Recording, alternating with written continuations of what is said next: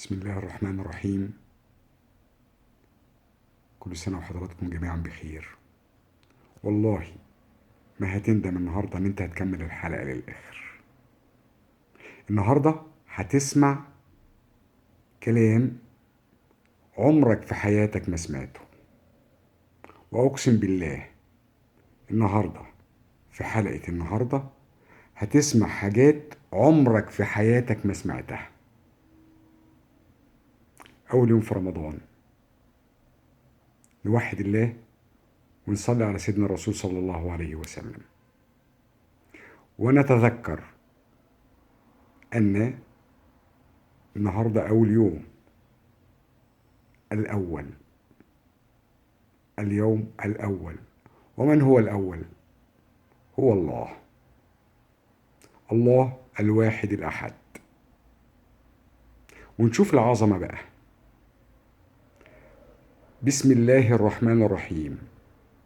شهر رمضان الذي أنزل فيه القرآن هدى للناس وبينات من الهدى والفرقان، فمن شهد منكم الشهر فليصم، ومن كان مريضا أو على سفر فعدة من أيام أخر، يريد الله بكم اليسر ولا يريد بكم العسر، ولتكملوا العدة ولتكبروا الله على ما هداكم ولعلكم تشكرون. سبحان الله. هذه الآية في سورة البقرة ترتيبها 185. خد اللي جاي. عدد حروف هذه الآية 185. تدبر بقى. 5 في 8 في 1، 5 في 48 في 1 ب40. ايه ال40؟ وعمر المصطفى صلى الله عليه وسلم عندما نزل عليه الوحي. طب ما تيجي تحسب بقى كده. 40. هناخد ال40 دولت من رقم الآية 185،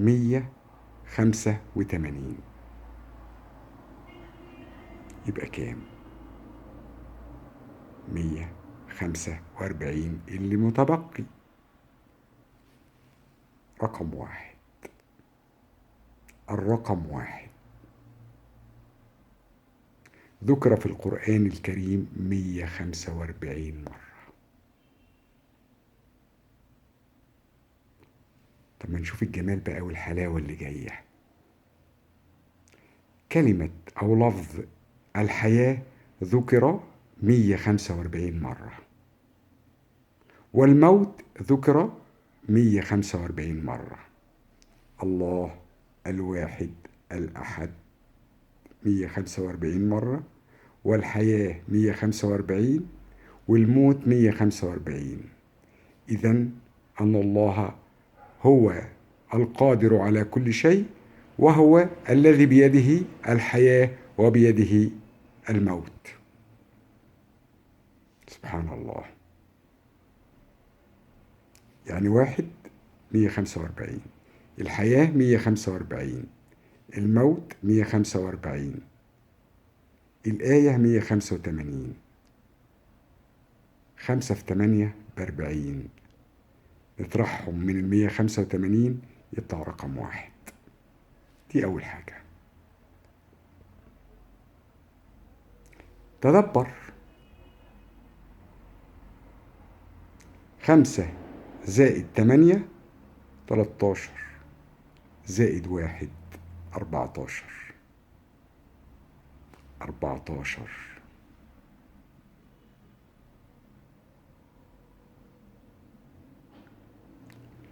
وعندنا 185، يعني 100. أكبر عدد 100، وحاطين عليهم ال14، يبقى 114 عدد سور القرآن الكريم. المعلومة اللي أنا عايزك تعرفها، اللي في ناس كتيرة قوي ما تعرفش اللي هقوله اللي جاي ده. عدد سور القرآن الكريم 114. طب عدد آيات المصحف أو القرآن الكريم كله على بعضه كام؟ أنا عايزك تحفظها بسهولة. هنحط 6 في الأول و6 في الآخر، وفي النص نحط 23.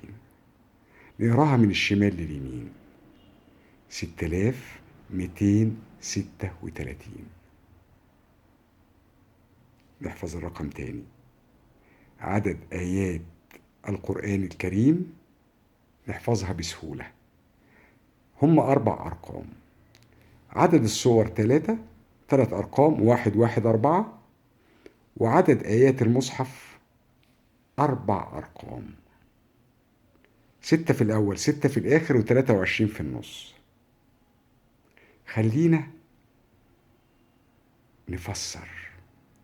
ال6 هما 6 أيام بتاع خلق السماوات والأرض، وال23 هما سنوات الدعوة للرسول صلى الله عليه وسلم، 13 في مكة و10 في المدينة. طب و6 كام؟ 12. إن عدة الشهور عند الله 12 شهرا في كتاب الله يوم خلق السماوات والأرض. ألا إيه الجمال ده؟ 23 سنة و6 أيام وشهور، 12 شهر في السنة. طب ما نيجي ناخد بقى الإعجاز اللي جاي كمان. الإعجاز اللي جاي ده حاجة لا يمكن أن يتخيلها العقل البشري. احنا عندنا 6 في الأول و6 في الآخر. احنا ما يبقى عندنا 6 و6 بنقول عليهم ايه؟ زوج. وال23 في النص هنبقى نقول، ناخد الرقم ده كده ونقول 23 زوج. يعني 23 في 2 ب46. طب يا عم محمد، ايه 46؟ اقول لك: 46 هما 46 كروموسوم بتوع الإنسان، الجنس البشري. 46 كروموسوم. إذا الإسلام الذي كتابه الأعظم ودستوره هو القرآن الكريم. إذا القرآن الكريم في جينات كل إنسان أو أي حد بشري على هذه الأرض، أي جنس بشر. لا، ده مش كده وبس. نبص: 185. على فكرة بس قبل ما انسى، رمضان، لفظ أو كلمة رمضان لم تذكر في القرآن الكريم إلا مرة واحدة فقط لا غير في هذه الآية.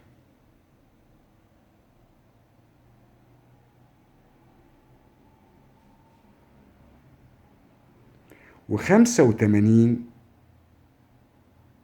لما تيجي تبص عليها تلاقي كلمة الإسلام، لما نيجي نحولها بقى الألف ب1 والب ب2 والت ب3 وننزل لغاية 28 الياء، هتلاقي كلمة الإسلام تساوي 85. إيه الإعجاز ده؟ إيه ده؟ إعجاز. ولو كان من عند غير الله لوجدوا فيه اختلافا كثيرا. سبحانك يا رب في ملكك. نتدبر. كل سنة وانتم طيبين. ده رقم 1. في حاجات كتيرة في رقم 1 هنقولها. 1+4+5+6 تساوي 10. ذكر الرقم 1 في القرآن 145 مرة. كلمة الحياة تساوي 85، تساوي الإسلام 85. سبحانك يا رب، سبحانك في ملكك، أنت القادر على كل شيء. ناخد المعلومة الطبية بتاعت النهاردة، وهي إزاي لما يكون في حد عنده حمى يعمل كمادات مية. وإحنا بنبرد إيه يا جماعة؟ إحنا بنبرد الدم اللي هو من روح الله، اللي لا يمكن لأي إنسان إن يعيش من غير دم، اللي لا يمكن لأي مصنع أو أي جهة أو أي مخلوق على الأرض إن هو ممكن يصنع هذا الدم، لأنه من روح الله. إحنا بنعمل الكمادات في 3 مناطق عشان إحنا بنبرد إيه؟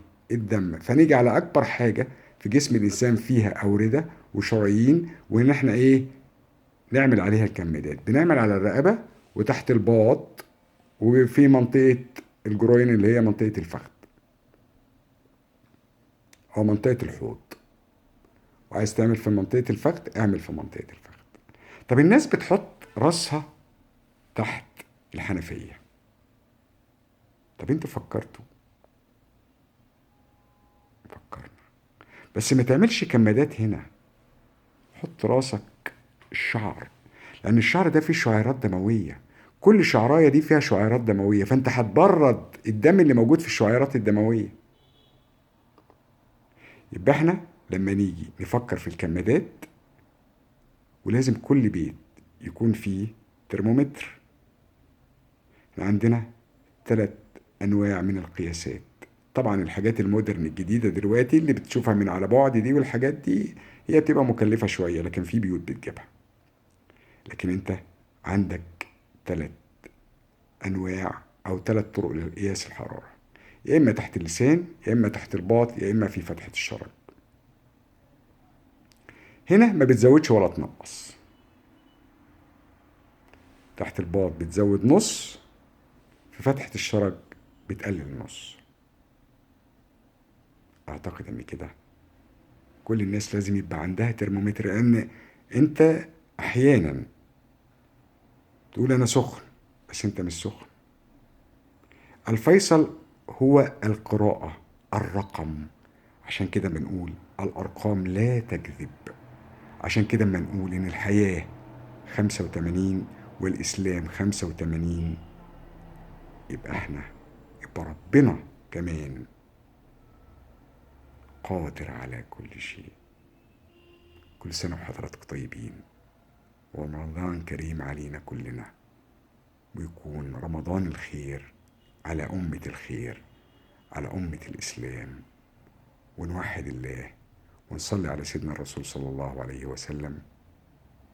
وما تنساش لو عجبك الفيديو تعمل اشتراك في القناة، وتعمل أو سبسكرايب، وتعمل إعجاب، وتسيب لي كومنت في التعليقات لو عجبتك الحلقة.